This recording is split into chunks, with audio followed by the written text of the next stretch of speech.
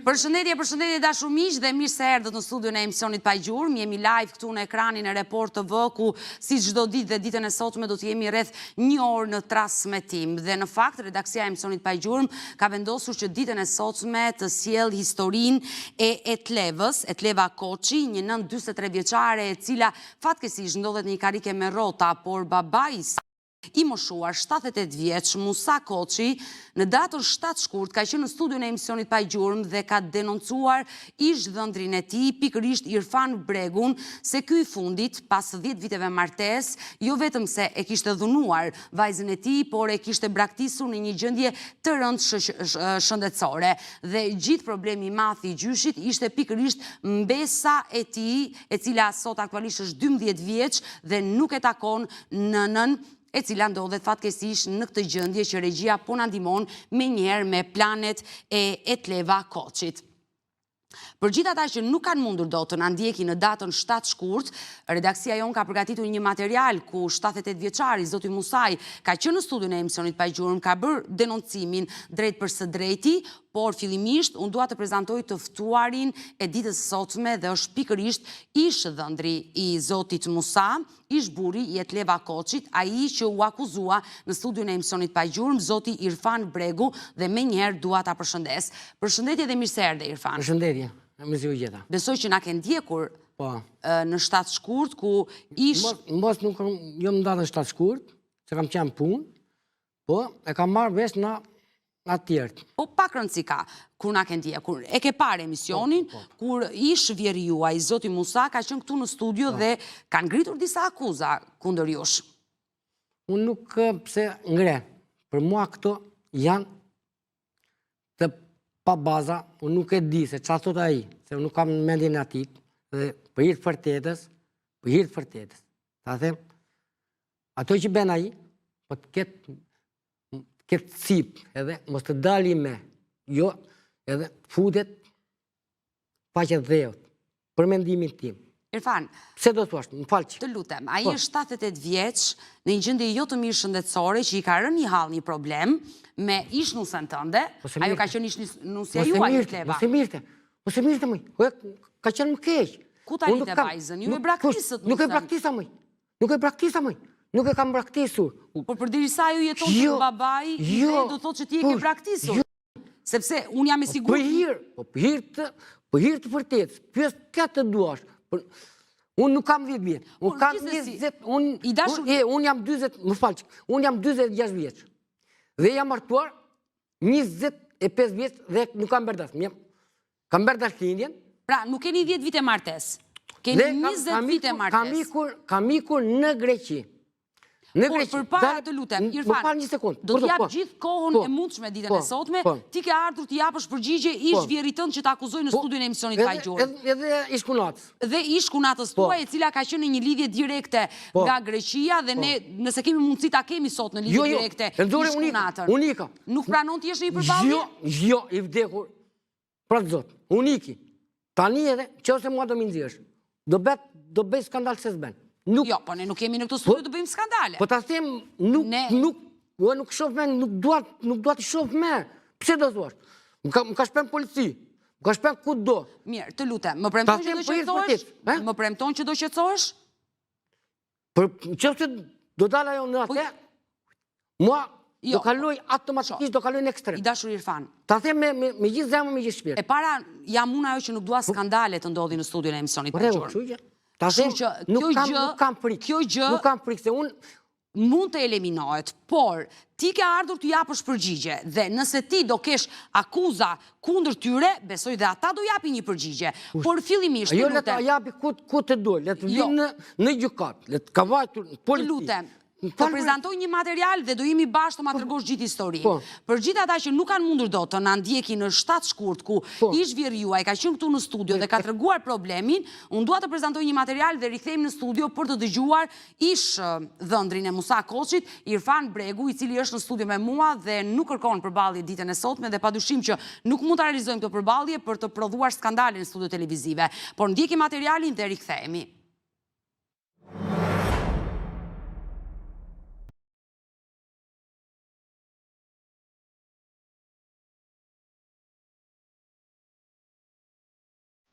Qatë vej, nuk t'i kut vete,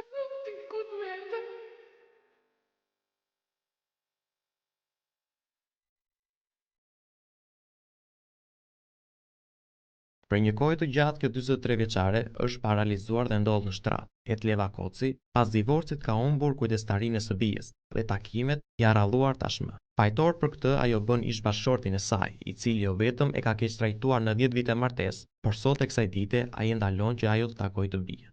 Një vit i gjys, e me këshu, kema për krau, të parazitë në jetë, së më bëjë që jam vazhtuar. Ka kjo martesë, keni fëmijë? Po, kam një gocë, a i e banë, lelone, e se lejon. Denoncimin e misionin pa gjurmë e përforcoi dhe babai i saj, Musa Koci, i cili rrëfeu jetën e vështirë të së bijës me ish partnerin Irfan Bregu. As e lej atje, nuk kam marrë. Vendin nuk para e kam qasër. Nuk e deshe si dhëndër? Ja. A i pira ki. Nuk. A i me 2 gota beti deur. Kur pia i merë 20 erë në ditët. Dhe po bënda shera, a i njët nga policia e Flepave në Durrës. Edhe pse çifti Etleva dhe Irfan Bregu janë divorcuar, problem ngjelet vajza e vogël, e cila aktualisht jeton me tahatin në Durrës, por jeta e saj nuk është e sigurt. Gjyshi rrëfeus e shërbimit social ka kërkuar që vajzën të arrisë familja e nënës, ose në të kundërt do të hiqet kujdestaria e babait dhe vajza të përfundojë në jetimore. A jeni ju në gjendje të bojeni të gjithë bashkë dhe të kujdeseni për këtë vajzë që mos të përfundojë në jetimore? Njerë për njerë ne jemi në djeni, po nuk e lem të qëjmë atje. Ta shikoj babi me vlanë, se edhe unë tani nuk kam qenë mirë dhe dhe, edhe na jo do një në një ndim të vogël. Qonja të shpje fëmisë, se unë s'ka mundësi. Më vjen keq, po s'ka mundësi ta ndëjmoj. Qonja në shpinë e fëmisë, të intereso shteti. Një histori e trisht dhe fati një vogëlusheje dhe një nëni në karrike me rrota që nuk mundet të kujdeset për të. Por pas denoncimit ka ardhur me një reagim Irfan Bregu, ish partneri i Etlevës, i cili kërkon të përballet me të vërtetën dhe t'ju japë përgjigje gjithë akuzave të ngritura nga ish nusja dhe ish vjerri i tij.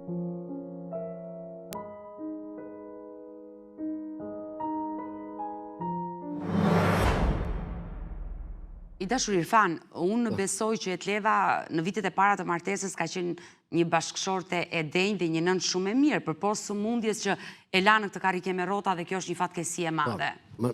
Tani, a do më gjesh mua ta mbaroj ju? Dhe pastaj? Por do më lejosh të bëj dhe pyetje. Po, normale. Jo se i ka ardhur keq në mua. Ashtu, i kam bërë unë keq. Unë sa kam pas. Unë jam fijuar, kam qenë moshën 24 për 25. Po. Dhe kam bërë datë lindjen në fshat, mos 25 vjeç. Bëjt fjalë për cilin fshat? Rovic. Në Fshatin, po. Rovic të Skraparit? Po, në Rovic. Po, që kemi patriot. Po, dhe ka ardhur vjeri, ish vjeri, mjës. Ish vjeri, e qartë. Dhe ka ardhur me gjithë për datë lindjen time. E kam marrë, jam ullur në Qorobot, e kam marrë me makinë, kam merë. Pasaj kam ikur, se rishë që jetoja në Greqi. Unë kam ikur në Greqi në moshën 13 vjeç.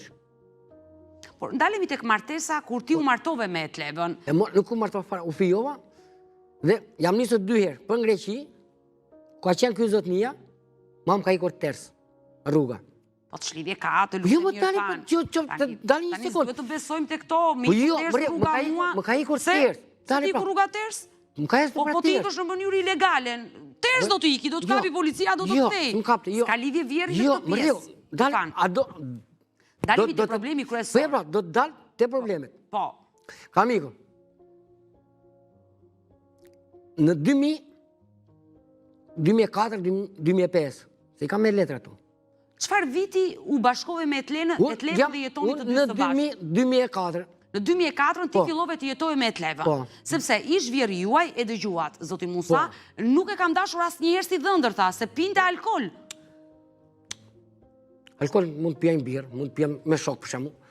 Cilja punën, do ulqim, do pishim kafe, çdo burr ta bëj. Po jo në këtë që thot ky. Se dhëndrit e atit nuk pinë, djali atit nuk pi, gjithë pinë. Po tjetë punë e kësaj që thot ky, edhe ai pi. Edhe ai pi mëj. Po tjetë. Pia ka një limit. O tani, a i thot pi me 2 teke. Edhe betë thot, më mirë mua në telefon. Tani, të dërgoj unë kush më ka marrë mua në telefon. Dhe që më ka thënë mua.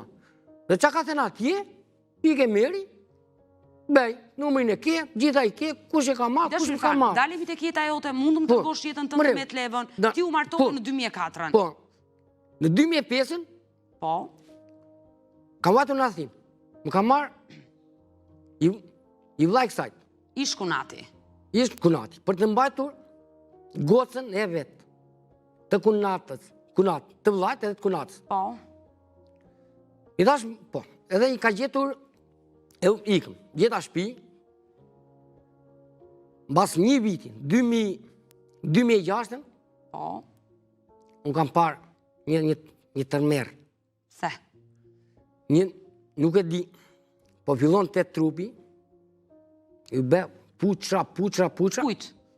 e të levës. E të levës. Po, Pra, ti kur ike në Greqi, more edhe të levën me vete. po, kam qenë Greqi. Dhe çfarë ndodhi? Kam qenë Greqi, kam detur një vit, po them, një vit. Pra, që në vitin e parë të marrëdhënies nisën problemet me shëndetin e të levës? Po. Kur themi probleme, çfarë probleme? Probleme, ku them probleme dhe doktorat... Ose të dalin puçra në trup, është një alergji, është normale? Na ka ndodhur të gjithëve. Jo, nuk është... Sepse etleva është paralizuar kohët e fundit. Etleva është paralizuar tani, do të them edhe, për na është paralizuar, do të tregoj gjitha, më falë tani. Të them problemin që më ka ndodhur më në Greqi. Po. Kjo filloi tani dhe po jenë shkrau. Vete i be analizat. Në spital privat. Po. Dhe i del sëmundje qeni. Ajo që është qenokok. Qenokok. Po, pak rëndësi ka. Greqisë. Kurse e Shqip, që është sëmundje qenit. Në aty pasaj... S'kisha dëgjuar ndonjëherë sëmundje të tillë. Po, më rregull. Në aty pasaj, e kam shpenë në spital. Se kam... Irfan, çfarë do të tregosh me këtë? Dale pa një Që ti e kujdesur për gruan tënde? Dale pa një sekundë, edhe nuk janë këto të vërteta çfarë thot ai. Dale edhe ku do dalë. Sepse Etleva ka qenë mirë me shëndet në atë kohë dhe ka shkuar dhe me këmbë të saj në spital për të bërë një analizë. Po, ka dalë. Çfarë do të tregosh me këtë? Dale një sekundë. Dhe dale pra do të them që se ka thënë që do dalë ku do dalë. A do më Nuk kemi shumë kohë televizive dhe... Aty, i morën, i berën analizat gjitha. Që se ka thënë ai? Që ka marrë 4 herë palcë. Ka marrë. Edhe ka thënë që ambulancat i ka kujtoj të gjitha. Edhe si ka qenë, e kush e ka shëruar? Kush e ka shëruar? Ky bën të shtëpit. Unë pagoja lek. Më dërgoj ambulancën. I dha një doktorit. Kam qatë ditë e parë që ka vajtë në punë. Bas një viti, 3 muaj, ka qenë në gjendje kome.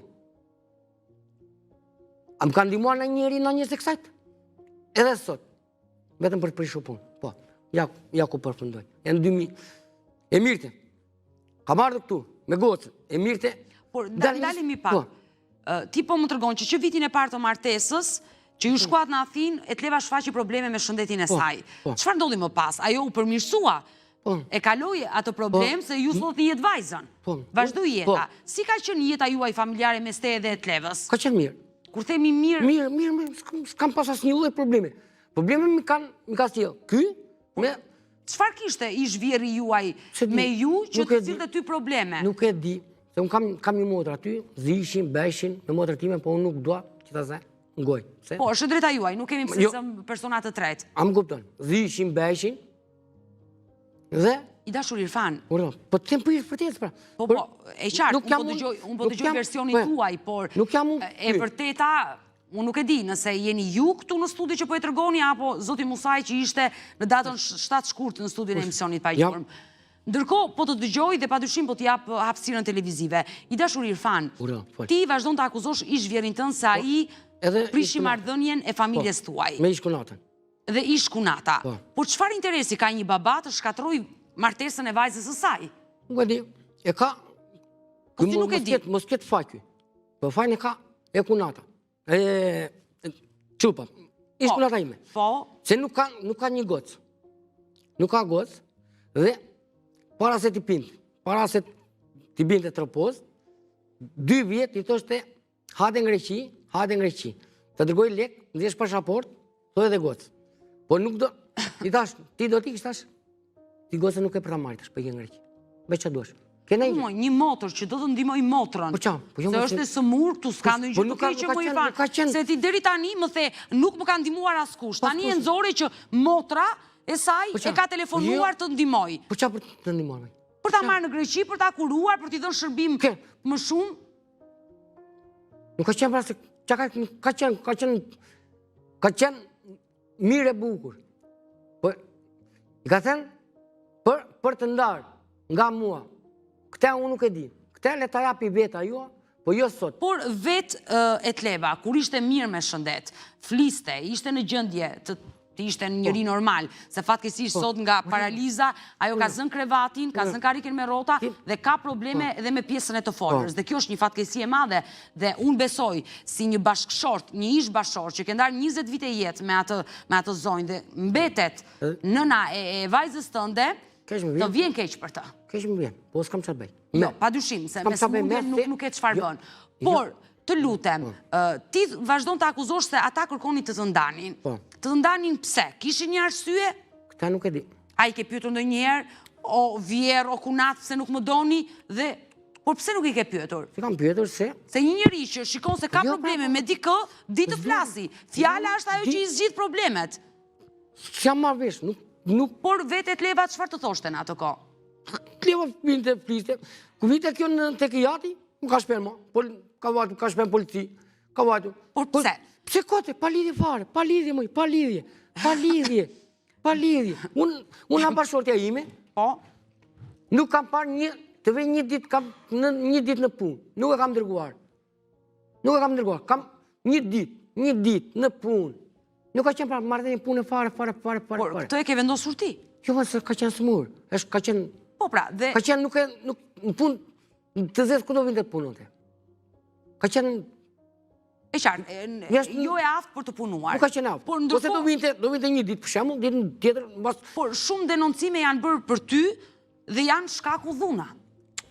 Denoncimet që janë bërë nga familja Musaj, kundrejt e janë pikërisht për shkak të dhunës që ti ke ushtruar. Qalloni kam ushtruar. Urdo, lexoj dokumentat, kush deri atë, kush i ka bërë ato? Edhe ky është vendimi i gjykatës. Këtu s'tregohet asgjë. Jo, kush i ka bërë ato? Ajo letra, se ajo është letra që ka bërë avokatja. Avokatja me shkunatën. Po pra, është divorci këtu.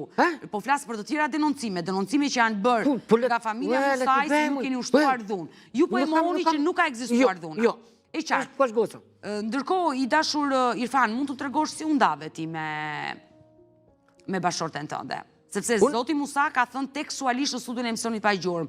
Doktori më ka marrë në telefon dhe më ka thënë hajde merr vajzën në spital se burri e ka braktisur dhe ajo duhet të dalë nga spitali dhe një familjar duhet vita marri. Ka ardhur, për jetë vërtetës, ka ardhur motre vetë. Po? Dhe, bile, atë ditë, ka ardhur gazetarja. E ka marrë unë telefon, këtu, se ka pasë një dhe mballë. Mos hyjmë në detaj që nuk ka rëndësi. Më tërgo si e ndarë ti me Etlevën. Pse Etleva përfundoi te babai? E mori motra mëj. E mori motra nga spitali. Kam detu, ka qenë shtunë e djelë. Deta me gocën. Kisha një muaj, pa par gocën. Ka shpem vetëm ditën e parë, për irtë për tjetë, se nuk... Për zotë, ta nuk bëj një... Jo, po ti qetësohu, lutem, Irfan. Ta them për irtë për tjetës. Je burë, je në mosh dhe qetësohu, të lutem. Një dit, kam qenë, datë 4, janë me letra me gjitha ku i ka rënë. Edhe atë për spitalet, të në Terezës, ku ka qenë. Po për çfarë e mori Musaj vajzën? Nuk e mori Musaj, e mori e motra. Familja e vetë. E motra. Uzi me 20.000. Me mua, me prindit e mi, me 26 xhallarve. Që të më shpjegosh, Irfan, të më shpjegosh dhe kuptojmë qartë. Ata e morën se ti nuk kujdesesh e dot në atë gjendje, dhe është normale. Është normale që në një gjendje të tillë, ndoshta një burrë ka të vështirë. Një baba e bën se ka vajzë, e jep shpirtin për vajzën. Por ndoshta burri e ka të vështirë dhe nuk ja bën dot shërbimin. Mos doja bëj unë, do t'ja bëni njësë të mi. Unë kam motra, kam vlla, kam nene, kam baba. Ti jam pse vdiqen? E vdiqa unë? Po nuk ka lidhje kjo. Jo. Tale pra se nuk ka lidhje kjo tani. Pra, a e mori, një sekund, e ka marrë. E mori vetë, ka vajtur, ka qenë ditë e henë. Shpura gocën në shkollë. Po. Shpura gocën në shkollë, ka vajtur në spital. Ka vajtur. Kam ka për doktori. Po e tha, e mori e modra. Ka marrë tha me polici. Kushe ti thash unë, doktori? Kushe ti, thash? A di ku ti thash? Me gjithë firme e kam e dhunë. Kam ka për drejtori e spitalit. Orfan tha, ne dinim tha, se do të tasit në shpi. Tha të kemi marrë tha të në telefon, tha. Kemi marrë të në telefon. Pra, ju e donit, të vazhdonit jetën me Etlevën? Jo të ndahesh? Jo. Po mirë, ti e di e ku e kishe Etlevën, nuk u qov ishte. Pse nuk shkove ta meri Etlevën? Që ta mija, e kam marrë telefon. Kam marrë telefon, ish vjerin tim. Po? Kam marrë, kam qenë me gocën, kam qenë me plakën, kam qenë me nuset të gjëzhalarve. Po? Kam qenë me gjëzhalarve. Dhe më ka berë, do të shovi qa kam për të berë. Gocës timi e thoshte, unë babë njëtë, o do të afusë në burkë. Jep, më kërkon të lekë, kërkon të bërbelina. Për qa e more, mëj? Për qa erdhe? Një javë, asë një javë. Asë një javë, ka ardhë, ka qenë e premte a ente, kam vajtur shtunë, premte. Shtunë djelë kam betur me gocën, e kam marrë. Dua të flasë shumë sinqerisht. Po, përse u sinqerisht për të flasë. Nuk, urdon. Një 78 vjeçar, si Zoti Musa, i cili ka humbur bashorte nga kjo jetë, është i vetëm në atë shtëpi, ka nevojë për kujdesja ai 78 vjeçar, dhe sot ai është i detyruar të kujdeset për të bien e tij që ka zënë krevatin.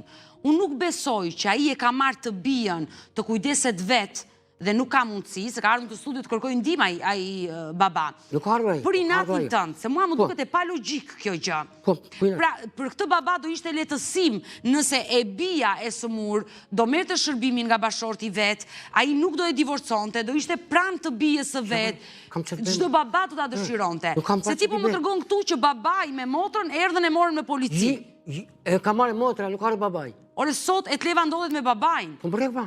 Kujdeset babaj. Edhe ku që ka berë? Dhe 78 vjeçari tërgoj që nuk ka mundësi më të kujdesem. Nuk arrit do t'i shërbej se s'kam fuqi. Po mos e mirëte. Jo pra. Mos e mirëte. Mos e mirëte.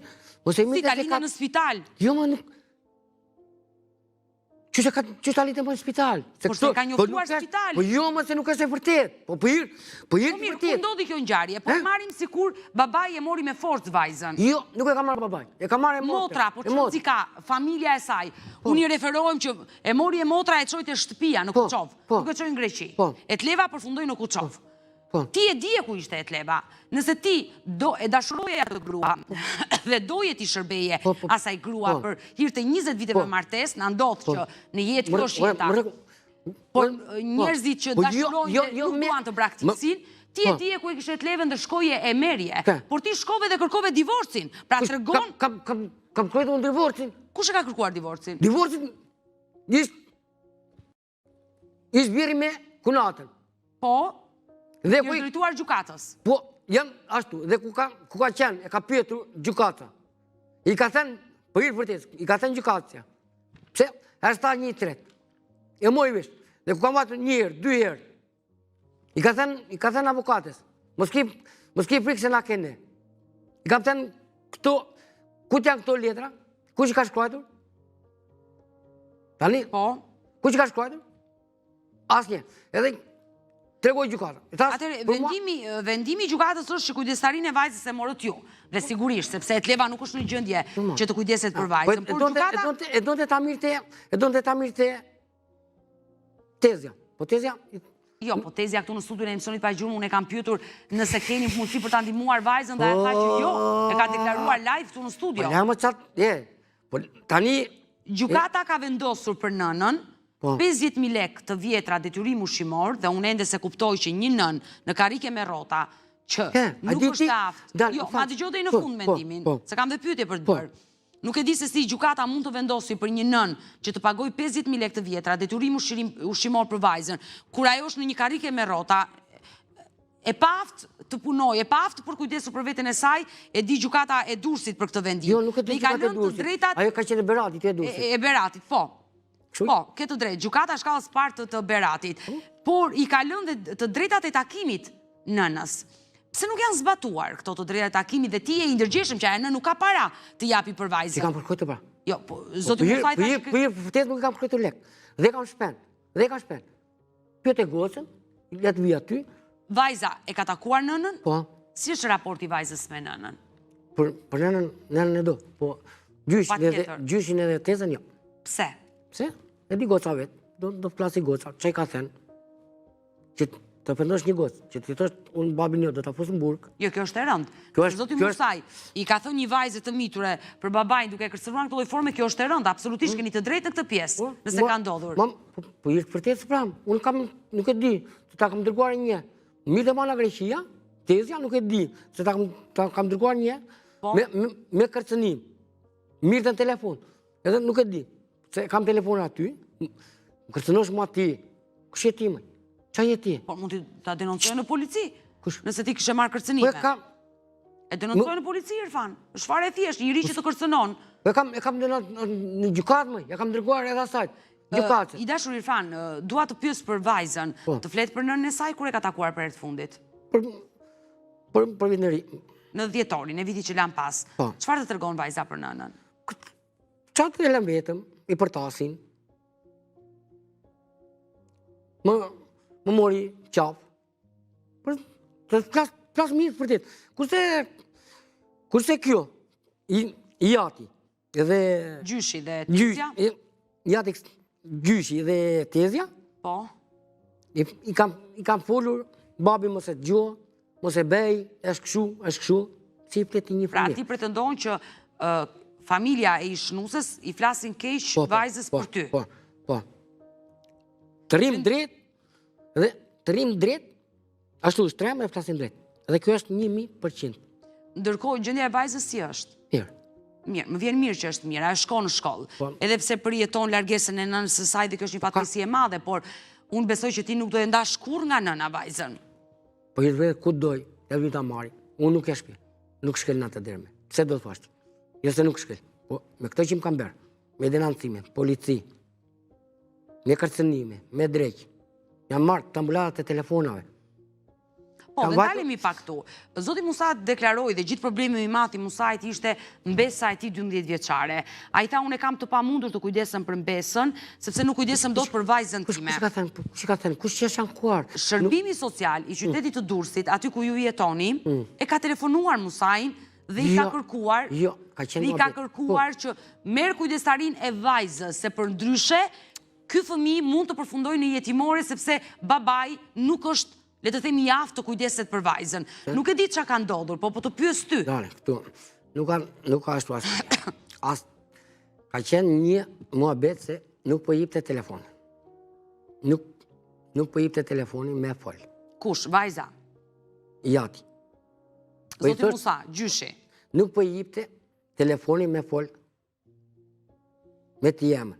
Po, vajza e vogël nuk fliste dot me nënën se e pengonte gjyshi. Po. Dhe ka thënë, plasi vetë goca. Po. Dhe i ka thënë, goca ime nuk ka gocë. Ku ka goca të leva.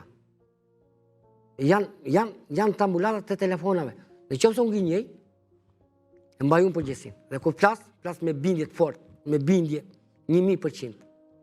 Dhe nuk di as talem, dhe tash ta ketë për turp, që të vi të ankoj. Kur më ka shper ma? Që një herë, 2 herë më ka shper ma. Kam qenë punojsha të etapi. Shka parë. E qartë. Punojsha. Kurse vjerën e kam pasur, për vjerën më ka rrë shumë kej.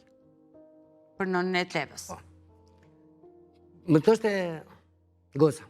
A vetë tako që kënenë? Po, më i thashë më babe. Sa do? 50. I ke takoj. Ditën ditën tjetër, ose mbas 2 dite, Erfani përfundon në Berat, për urdhër mbrojtje. Për qa? Për qa më? Por gjykata ka vërtetuar diçka që ka pajitur për urdhër mbrojtje, se Jo, nuk e ka dhënë kot urdhër nuk ka marrë mbrojtje. pra, s'ka marrë pra urdhër mbrojtje. Jo, pala tjetër ka marrë urdhër mbrojtje Jo, nga ju. s'ka marrë pra, nuk ka marrë pra, Berat. Vjen 2019. Vjetë e shpjen në Kuqov. Vjen, mbiten gjithë modrat, Po. vjen na Kuqova, bas 3 dite, shikoj unë vetën time, kam qenë punojsha në pucari, misha 300.000 lek. Po. Vjen, kam vatë në gjëkat, betë që doni. Edhe kur kam ikur, jep jetësh, mas e në zemend. Jep jetësh, nuk e ditë se sa ka bërë. Më darë, i kam thënë, ik të jati, se s'ka ikur. Po vinte pasaj, mirë Theo babi këtu. Mami ka të reguar edhe, kur plas me bindje, dhe nuk jam mas prikat. Mira, të ka patur bashkëshort, absolutisht, ka kaluar 20 vite me ty. Por prandaj unë të pyeta për të dëgjuar versionin tuaj, për gjitha akuzat që zoti Musaj i zhvjerjuaj ngriti në këtë studio. Se ishin të rënda të gjitha ato që dëgjuam nga... Po janë mashtrime më ti tani, unë nuk jam... Ai, ta thash, është burë 80 vjeç. Që të vi, që të ankohet, ty, pa lidhje fare. Kuj ka, letoj, kuj ka më, të të vi për doktorat, për gjitha, kuj janë, që unë e kam rapur, e kam në pangrenë, në papirë. Vajza, unë dua të rregoj me sinqert dhe me publikun time, audiencën time. Në momentin që është dhënë emisioni në 7 shkurt, kur Musaj ka qenë në studion ton, ka qenë vajza juaj, 12 vjeçare, e cila më ka dërguar një mesazh. Po, unë bashkë... Jo, s'ka qenë... Jo, mesazhi ishte në emër të vajzës. E ke shkruar ti apo vajza? Vajza. Vajza. Se ma ka dërguar. Ma ka dërguar një shok. Një mesazh që mua më erdhi në celular dhe më shkruante që jam vajza e Tlevës, teta Odeta, dhe dua të flas me ju. Edhe është, jam vajza Erfanit dhe Tlevës. Dhe të ka thënë që nuk janë vërteta. Po pra, nuk janë vërteta këtë që thot. Vajza është e jotja dhe e Tlevës, nuk e morë njëri këtë gjë. Po them që... Por desha e kisha tjetër iden për të shprehur. Dhe në momentin që unë lexova mesazhin një 12 vjeçare dhe kuptova kush ishte, menjëherë të kam telefonuar ty. Të flisja me ju, kemi folur bashkë, kemi folur dhe me gazetarët, dhe vendosëm që sot ti jepi një përgjigje. Por edhe vajza, e cila është 12 vjeç, kërkon që ditën e sotme të jetë pjesë e kësaj studio, por pa dyshim, jo, ti e ke dhënë miratimin, por gjithë meraku im është që në këto studio televizive dhe në këto probleme kaq të mëdha familjare, fëmijët le t'i lëm pak me njanë, mos t'i përzjejmë, sepse janë më të pafajshmit. Në gjithë histori, fëmijët janë të pafajshmit. Fëmija nuk di. Por ajo ka mesazh për të përcjell ditën e sotme, për nënën e saj, për gjyshin e saj. Por unë dua të kaloj në reklama fillimisht, dhe do rikthehemi sërish bashkë në pjesën e dytë për të pritur edhe 12 vjeçaren këtu në studio, padyshim për të dëgjuar edhe fjalët e saj. Kalojmë në reklama dhe rikthehemi pas pak. Mirë, jemi rikthyer në pjesën e dytë të dashur miq dhe studios tonë i është thuar dhe vajza e çiftit Bregu, të Irfanit dhe Tlevës. Zemër përshëndetje. Përshëndetje. Sinqerisht, unë nuk preka dhe nuk u ndjeva mirë kur lexova mesazhin që ti më dërgove në numrin e redaksisë së emisionit Pajgjor. Dhe më kishe shkruajtur, mos gaboj, më korrigjon nëse gabon, më kishe shkruajtur që të gjitha fjalët që tha gjyshi nuk janë të vërteta. Nuk janë të vërteta, pse?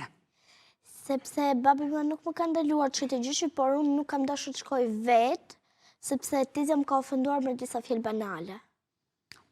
Por nëse ti shkon të gjyshi, shkon për takuar mamin. Po, edhe do më ku shkoja, do më hojnë që 3 atje shanin babin, gjithmonë. Kush e bënde këtë gjë? Gjyshi. Thoshte fjalë të këqija, le të themi, për babin. Po. Por marrëdhënien ti me mamin tënd si e ke? Shumë mirë. Kur e ke takuar për herë të fundit, babi më tha për festat e fund vitit? Po, nga 26 deri në datën 13. Ke qëndruar atje? Po. Sa ditë i bie? 4 ditë. 4 ditë. Të ka marrë malli? Po, normal. Besoj që do shkosh të atakosh. Do shkoj prapë kur të kem pushime, gjithmonë. Pushimet që janë javën e parë të prillit, mos gaboj? Ja, se javën e parë ndoshta mund... Apo po, javën e parë ndoshta. Se më villa haua në një javë prandaj. unë nuk dua që të përzjej në këtë konflikt kaq të madh familjar, ti ke të drejtën të jesh një fëmijë i lumtur, të duash fort babain tënd, të duash fort nënën tënde dhe mos ndash kur nga ata të dy.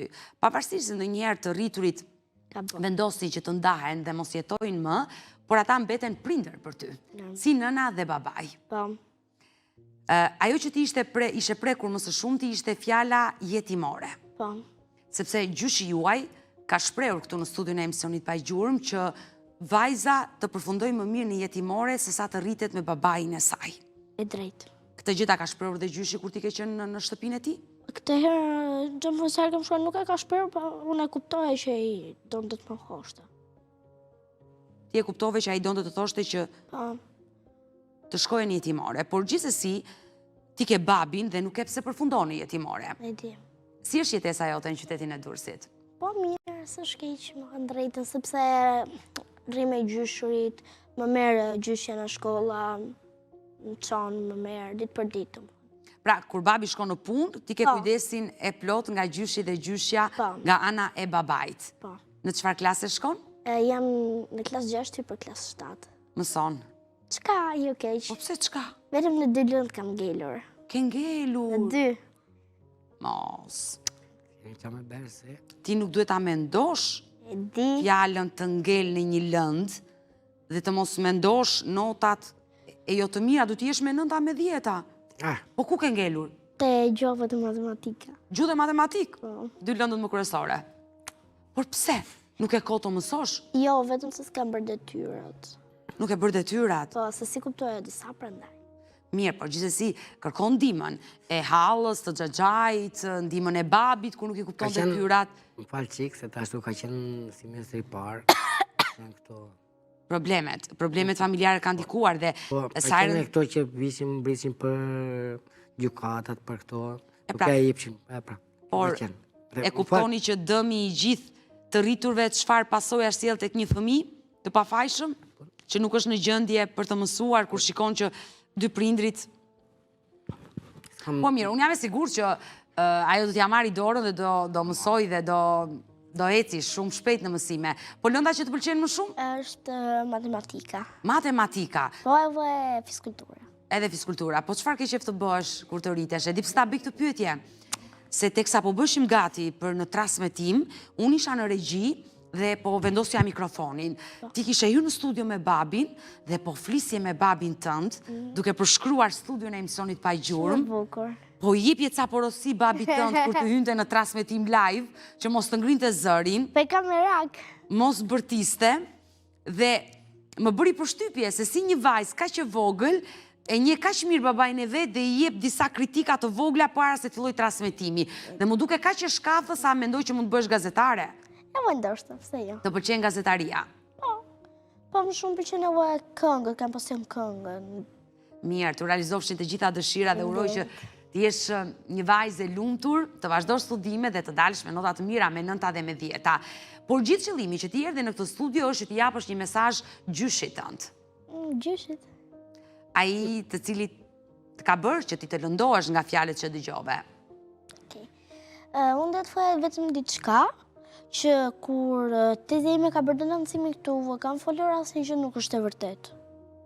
Se mua babi më ka lejuar të shkoj, edhe unë kur kam telefonuar gjyshi për të folur me mamin, ai më ka thënë që vajza ime nuk ka çup, nuk ka vajzë, nuk ka fëmijë, domethënë.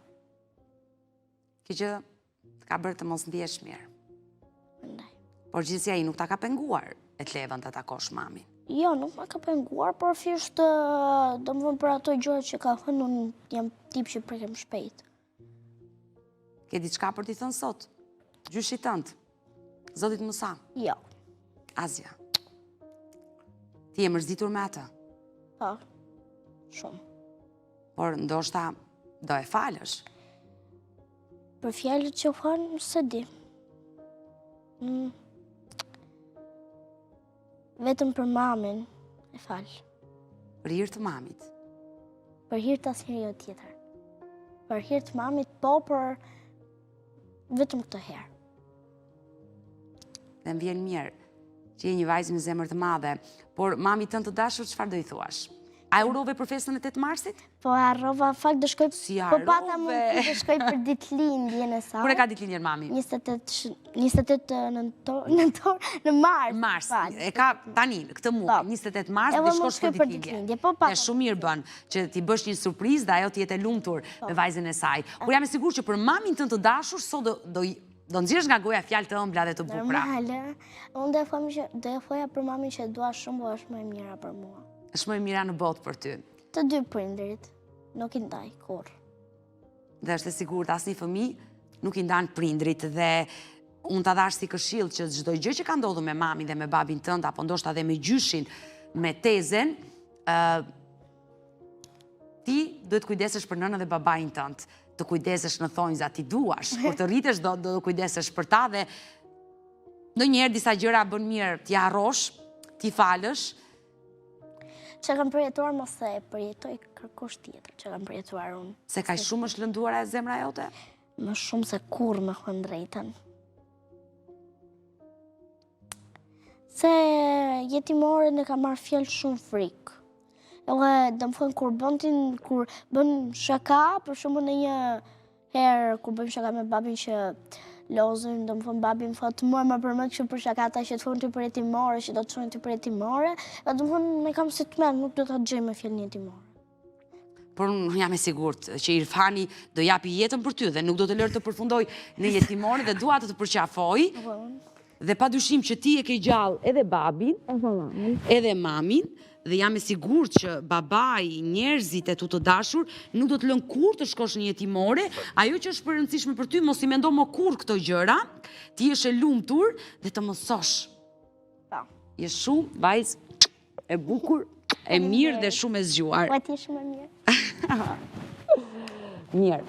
Do qëndrosh këtu, sepse nuk dua që imazhi juaj të dali në kamera, do kujdeset regjia për të dalë nga studio, gjithsesi unë në këto momente do vazhdoj të qëndroj dhe për pak minuta me zotin Irfan, por fillimisht dua të prezantoj një klip të rëndësishëm, bëhet fjalë për prostatolin dashur miq, i cili është një suplement ushqimor i destinuar vetëm për popullatën e rritur mashkullore, e cila ndihmon në problemet e prostatës. Njihuni me prostatolin dhe rikthehemi sërish bashkë live.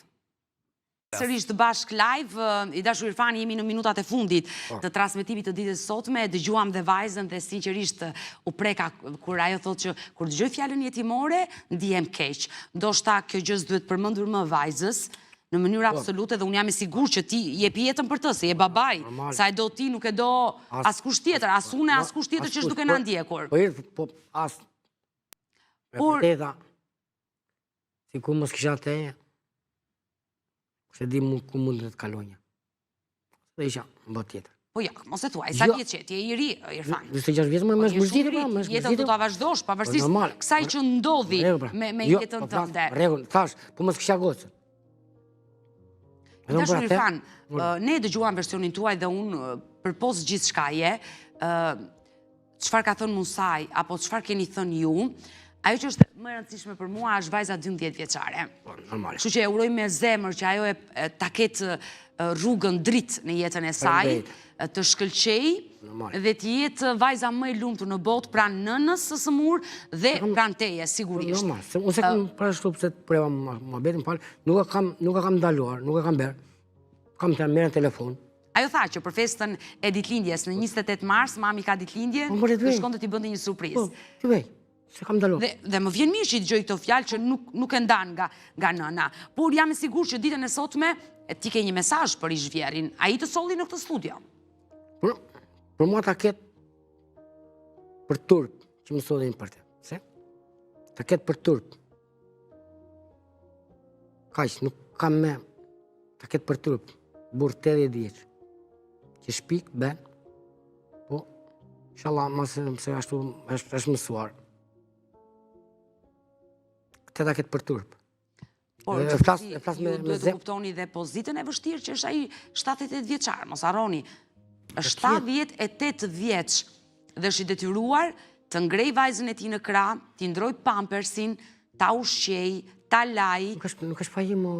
Jo, nuk është faj juaj në këtë mes, se i ra sëmundja e Tlevës. Nuk e kam sëmur, po të them, Por nuk e kam gjithsesi, sëmuru. gjendjen e tij të rënduar psikologjike, ju edhe duhet ta kuptoni. Ndoshta sot ju nuk pranoni asgjë, por brenda vetes, ndoshta edhe ju keni gabuar dhe këto gabime duhet i pranojnë edhe pala andej dhe pala këtej. Por ajo që është më e rëndësishme, nëse ty të ka ngelur pak dashuri, pak respekt për atë grua që ke ndarë 20 vite jetë, duhet të gjetur një gjuhë e përbashkët. Për mua është totalisht nuk kam me, vetëm shqetësimi. Kam 2 vjet, për zotin, i lava këto 1 vit. Kam lendur i qetë, s'kam pas. 2 vite u bë që u bë divorci ligjor. Jo, Ligjor i flas. ligjor 1 vit e sa, kam marrë. Ende s'kam mbushur 2 vjet, po? Po, është marrë qenë tetor, në 2, 3, 4 tetor, se kam me letra tu, nuk e di që ku e kam marrë, ka qenë hen. A mund të këti ku e djelen, nuk e di. I dashur Irfan, gjithë meraku i Tlevës i kësaj nëne ishte që mos të ndahej me vajzën. Se kam darë pa për hirtë. Dhe ndoshta ditën e sotme për të qetësuar zemrën e një nëne që nuk ka fuqi të ngrihet nga krevati dhe të shkoj vetë ta takoj vajzën, të kujdeset për të, ta mësoj, se fatkeqësisht ndodhet në atë karike me rrota, dua t'ja qetësosh zemrën e Tlevës, ish partnerës tënde për t'i thënë sot live nga kjo studio që asnjëherë nuk do e ndash vajzën nga ajo. Asnjëherë pra na jo nuk e ndaj, nuk bëhet fjalë fare, për të zot. Se jam e sigurt që Tleva është duke na ndjekur në këto momente. Unë nuk e as e kam darë dhe as e ndaj, për të zot. Qysh e ka ajo e ka me unë. E them për hirtë vërtetës, se qa ka me mua ai, dhe të përballet të vitë përballet mu në studio. Ball për ball. Me mua. Ndas në gjykatë, ndas polici. Gjithsesi u bëft më e mira për vajzën 12 vjeçare, unë të falenderoj. Për atë s'kam çfarë të them. I dashur Irfan, unë të falenderoj që të pata në studion e emisionit pa gjurmë dhe shpesher një palë që e kemi në studio dhe akuzon palën tjetër, ajo nëse dëshiron të vi në studio, dyert e Report TV janë hapur, siç ndodhi dhe për rastin tuaj Irfan. Falenderoj. Mirë të dashur miq, me historinë e familjes Bregu. Ne kemi ardhur në fund edhe përmes ditën e sotme. Unë ju falenderoj që ndrohet me mua deri në fund të programit. Ne bashkë do ritakojemi sërish nesër live, ora 16 këtu në ekranin e Report TV. Bashkë mirupafshim.